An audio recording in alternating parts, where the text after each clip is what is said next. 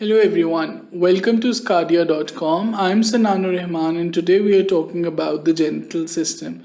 We'll see how the fetus develops attains its adult sex and how it is differentiated in a normal, undifferentiated fetus.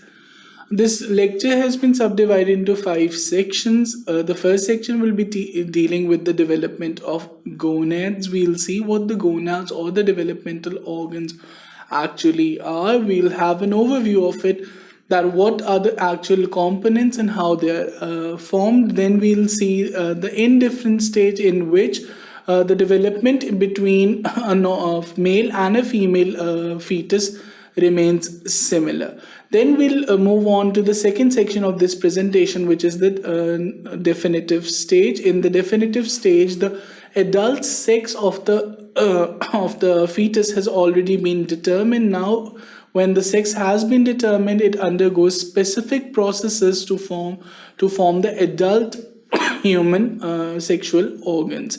In the third section, we'll be talking about the genital ducts. In the genital ducts, we'll see how the development of the genital ducts takes place and what is the influence of gonads on this sex differentiation.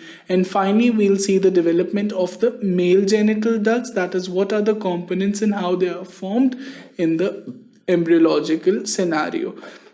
Then we'll talk about the female genital ducts. We'll see the various parts of the female genital ducts, the subcomponents, the embryological origins of these ducts, and what happens and how the development of the uterus and the vagina takes place. And finally, we'll talk about the clinical correlates.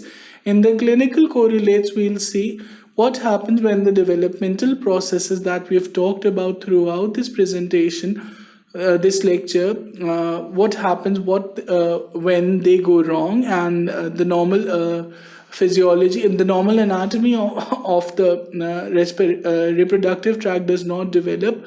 However, anomalies take place, and these anomalies would be addressed in detail. For further details, keep watching sqadia.com.